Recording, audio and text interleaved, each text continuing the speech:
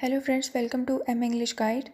आज हम डिस्कस करेंगे एरिस्टोटल के पोएटिक्स को, जो एग्ज़ाम के पर्सपेक्टिव से बहुत ही इम्पॉर्टेंट टॉपिक है। सो डिस्कशन स्टार्ट करने से पहले आप देखिए एमजीएसयू के प्रीवियस ईयर्स में पूछे हुए क्वेश्चंस।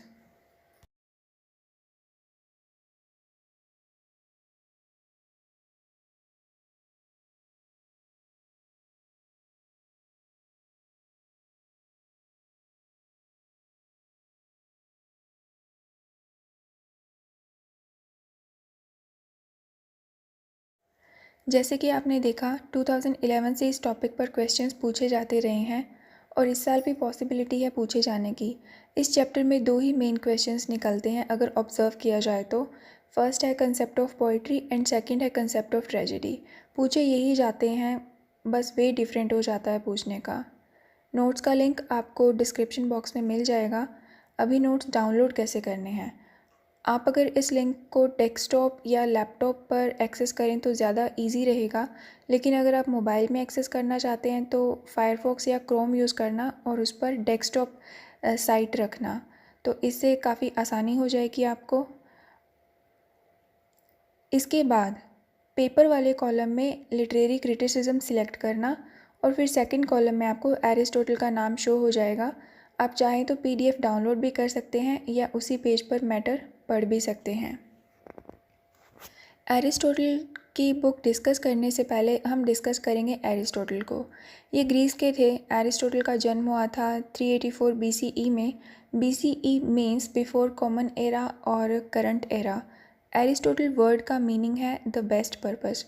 इनके फादर का नाम था निकोमैकस। ये पर्सनल फिजिशियन थे किंग ऑफ मैसिडोन के। उन्हें फ्रीडम थी रॉयल पैलेस में अंदर जाने की। कहने का मतलब है काफ़ी नोबल फैमिली से बिलोंग करते थे एरिस्टोटल। एरिस्टोटल ने 18 की एज में प्लेटो की एकेडमी ज्वाइन की। बाद में कुछ डिफरेंसेस की वजह से इन्होंने ये एकेडमी क्विट कर दी। इनकी शादी हुई थी पिथियास से, सॉरी फॉर द प्रोनाउंसिएशन। इनकी एक बेटी हुई जिसका नाम इन्होंने पिथियास रखा। एरिस्टोटल को 343 बीसीई में फिलिप सेकंड ऑफ मैसिडोन ने इनवाइट किया अपने सन अलेक्जेंडर का ट्यूटर बनने के लिए, जो आज अलेक्जेंडर द ग्रेट के नाम से फेमस हैं। बट एरिस्टोटल के आखिरी दिनों में इनके बीच भी डिफरेंसेस आ गए थे। एरिस्टोटल ने ऑलमोस्ट सभी सब्जेक्ट्स पर लिखा है। For example physics, metaphysics, Nicomachean, ethics, politics, De Anima means on the soul and poetics. Aristotle is considered as the first genuine scientist. अब बात करते हैं पोएटिक्स की कि पोएटिक्स क्या होता है। आंसर है Poetics is the science of poetry और the art of creating poetry. Aristotle अपने पोएटिक्स में ऑब्ज़र्व करते हैं, एनालाइज करते हैं टेंटेटिव हाइपोथेसिस के साथ, और इसके बाद वो कंक्लूजन पर आते हैं, फिर रिकमेंडेशंस देते हैं कि किस तरह से आर्ट ऑफ पोइट्री को क्रिएट किया जाना चाहिए।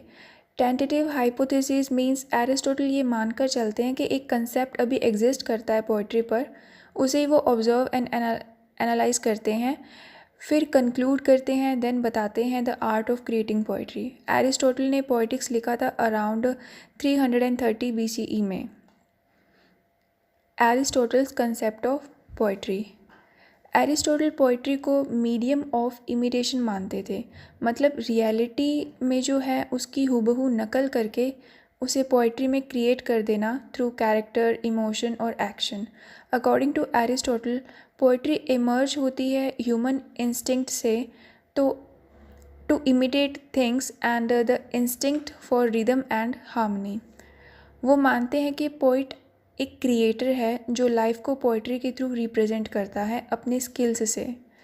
एक पोइट लाइफ को एज अ फर्स्ट पर्सन भी ऑब्जर्व कर सकता है और एज अ थर्ड पर्सन भी। फर्स्ट पर्सन से मतलब कि वो अपने व्यूज़ के बारे में लिख सकता है, और थर्ड पर्सन से मतलब है कि अनदर पर्सनैलिटी के पॉइंट ऑफ व्यू से भी वो इवेंट्स को स्किलफुली ऑब्जर्व करके पोइट्री क्रिएट कर सकता है। नेक्स्ट है concept of nature of imitation. Poetry किस टाइप की इमर्ज होती है ये डिपेंड करता है उसके नेचर ऑफ इमिटेशन पर। इमिटेशन के लिए एरिस्टोटल मिमेसिस वर्ड का यूज़ करते हैं जिसका मीनिंग इमिटेशन होता है। अब इमिटेशन का मतलब होता है नकल या डुप्लीकेशन। अब नेचर ऑफ मिमसिस या इमिटेशन डिपेंड करता है अपॉन द ऑब्जेक्ट, मोड और मीडियम ऑफ इमिटेशन पर, but major object of imitation is men in action according to Aristotle. कहते हैं कि आर्ट लाइफ को इमिटेट करता है, मैन को कभी बहुत अच्छा दिखाकर, कभी ना बुरा और ना अच्छा दिखाकर, और कभी एकदम ख़राब दिखाकर। और इन सब में से सबसे इम्पोर्टेंट एक पोइट का स्किल ही है जो उसे एनेबल कर पाता है मैन को डिफरेंटली रिप्रेजेंट करने में and at the same time true to life. According to Aristotle, the most important aspect of an art that matters is its goal in imitating reality as it ought to be or as it thought to be। मतलब art का सबसे important गोल मिमसिस में यही होता है कि reality को exactly वैसे ही इमिटेट किया जाए जैसे कि वो है, या फिर उसे जैसे सोचा गया है कि रियलिटी ऐसी है तो वैसे का वैसा ही इमिटेट किया जाना चाहिए, या फिर रियलिटी का जैसे होना चाहिए एग्जैक्टली वैसे ही इमिटेट करना चाहिए। थोड़ी सी भी एरर अगर होने पर ये एरर पूरे वर्क पर असर करती है। The type of poetry decided based on the nature of imitation, object, medium and mode of imitation। इसके बाद एरिस्टोटल बताते हैं टाइप्स ऑफ पोइट्री के बारे में, जिसमें वो बात करते हैं इमिटेशन या फिर मिमसिस की। ये दो टाइप की हो सकती हैं। फर्स्ट नोबल क्वालिटीज़, जिसके आगे और दो टाइप्स हैं। फर्स्ट है एपिक पोइट्री एंड सेकंड है ट्रेजेडी। सेकंड है लोअर क्वालिटीज़, जिसमें सटायर एंड कॉमेडी आते हैं। नोबल क्वालिटीज़ से मतलब है कि इसमें इंसान को काफ़ी अच्छा रिप्रेजेंट किया जाता है जैसा कि वो एक्चुअल में है, और इस तरह से रीडर खुद को उससे कनेक्ट कर पाता है। In satire and comedy reader laughs and enjoys the fun at the defects और the ridiculousness of the character and feels happiness, because वो जानता है कि वो ऐसी अजीब हरकतें नहीं करेगा कभी, और वो खुद को उनसे बेटर समझता है, और इसी वजह से वो उस प्ले को एंजॉय कर पाता है। एपिक पोइट्री को एज ट्रेजेडी भी टर्म किया जाता है बिकॉज ऑफ द सिमिलैरिटीज़, क्योंकि दोनों ही नोबल मैन को रिप्रेजेंट करती हैं, दोनों ही यूनिटी ऑफ प्लॉट, इसके बारे में हम आगे बात करेंगे, को मेंटेन करती हैं, और भी काफ़ी कुछ। बट फिर भी दोनों डिफरेंट है, क्योंकि एपिक पोइट्री में मीडियम ऑफ एक्सप्रेशन लैंग्वेज होता है, जबकि ट्रेजेडी में तो हीरो के एक्शन ही एक्सप्रेशन का मीडियम होते हैं। पोइट्री को वर्स फॉर्म में लिखा जाता है, जबकि ट्रेजेडी को ड्रामेटिक फॉर्म में। एपिक पोइट्री को नरेट किया जाता है, बताया जाता है, जबकि ट्रेजेडी को परफॉर्म किया जाता है। एपिक पोइट्री में डिवाइस ऑफ इमेजिनेशन यूज़ किया जाता है, वही ट्रेजेडी में म्यूज़िक एंड स्पेक्टिकल को। एपिक पोइट्री की कोई टाइम लिमिट नहीं होती, कितना भी लेंथी हो सकती है, बट ट्रेजेडी के साथ ऐसा नहीं होता, इसे एक दिन में ही पूरा करना होता है। ये थे एपिक पोइट्री और ट्रेजेडी के difference.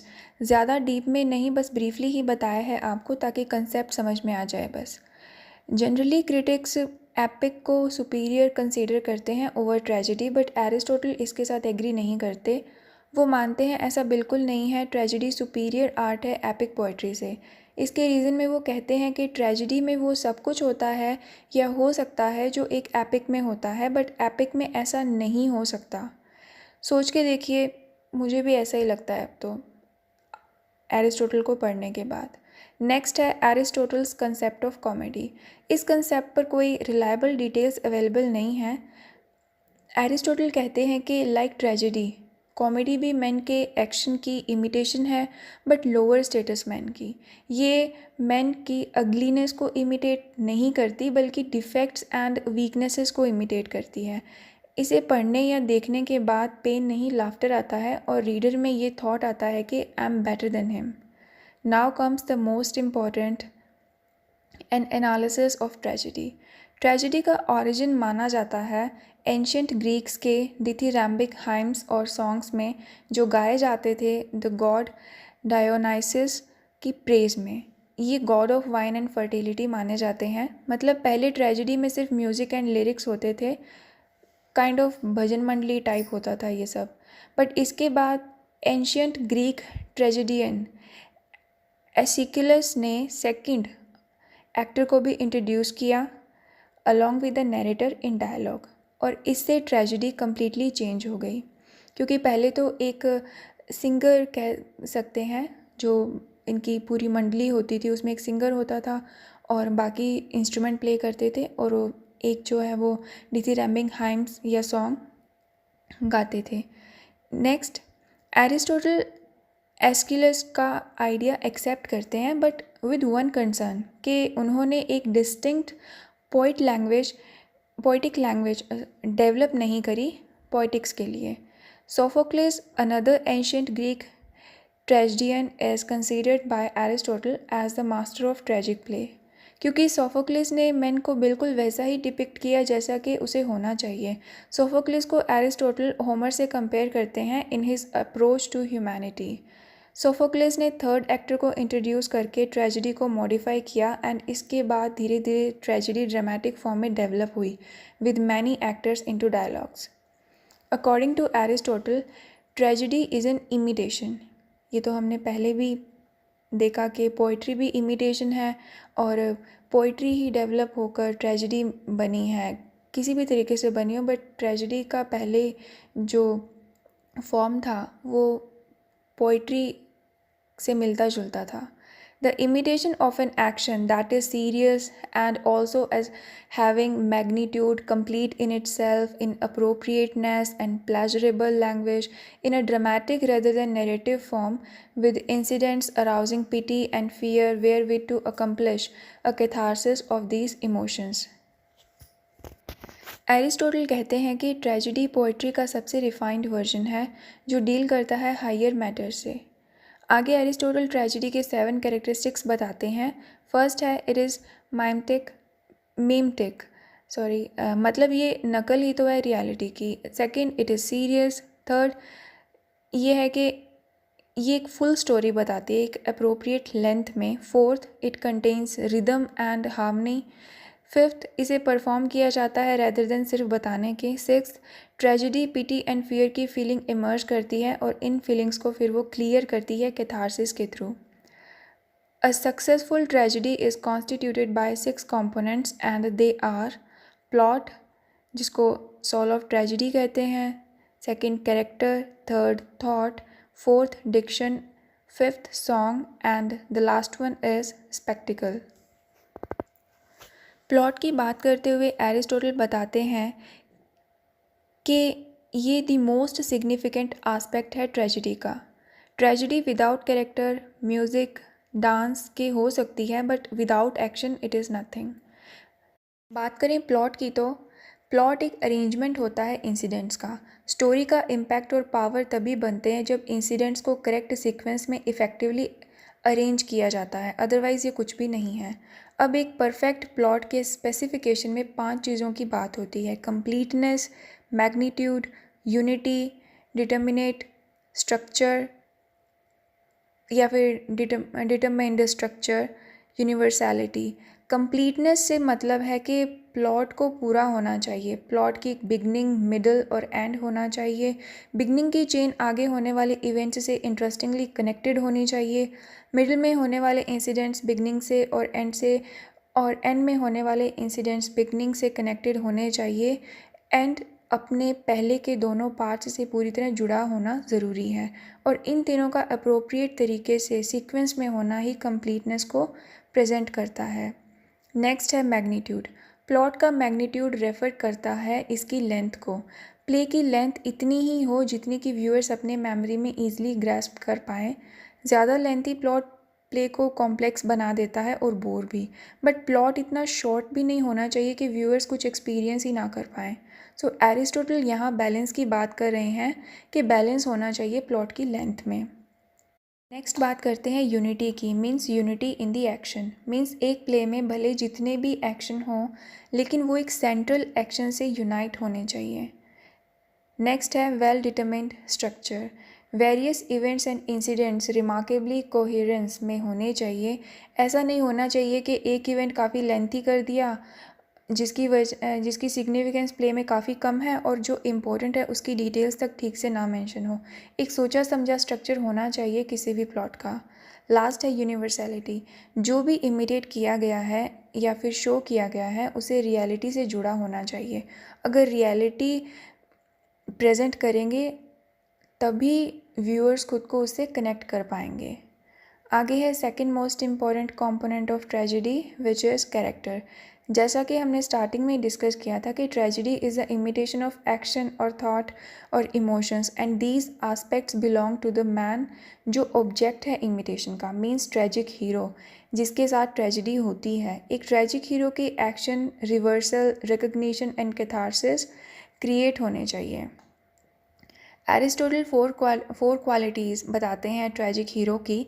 First, the tragic hero should be good, renowned and prosperous. अच्छा, जाना माना और वेल्दी होना चाहिए। सेकंड में कहते हैं कि he should be courageous and clear to everyone. Third, he should be true to life. अभी रियलिटी से मेल खाता होगा तभी तो व्यूअर्स उसे खुद से कनेक्ट कर पाएंगे और रियलिटी से भी इस तरह जुड़ा हो कि उसकी सिचुएशन और उसके एक्शंस में व्यूअर्स खुद को पिक्चराइज कर पाएँ। लास्ट वन, हीरो को अपनी क्वालिटीज़ एंड वीकनेसेस के साथ कंसिस्टेंट होना चाहिए। जैसा वो बिगनिंग में है उसे एंड तक वैसा ही रहने देना चाहिए। इसके बाद एरिस्टोटल बताते हैं हेमर्शिया के बारे में कि जब सारी एडवर्सिटीज़ जो ट्रेजिक हीरो फेस कर रहा है या एक्सपीरियंस कर रहा है due to reversal of his fortune must be due to some weakness और फ्लॉ इन हिज कैरेक्टर। कुछ ऐसी गलती जिसकी वजह से उसने गलत समझ या जज कर लिया और इसी वजह से उसकी किस्मत को बदलना चाहिए जिसे प्ले में फीलिंग ऑफ पिटी अराउज हो। यहाँ जिस ट्रेजिक फ्लो की बात एरिस्टोटल कर रहे हैं इसे ही हेमर्शिया माना गया है। ट्रेजिक इंटेंसिटी और भी बढ़ जाती है जो वो इस फ्लो के चलते अपनी नियर एंड डियर को तकलीफ़ देता है। इसके बाद जब सच का सामना होता है तो हमारा ट्रेजिक हीरो एकदम बदल जाता है सच को जानकर और इसके बाद जो उसका कैरेक्टर डेवलप होता है उसे एरिस्टोटल ने कैथारसिस कहा है, जस्ट लाइक किंग लियर का क्लाइमैक्स। Third is thought. ये तो हम जान गए हैं कि tragedy is the imitation of action और imitation of man in action.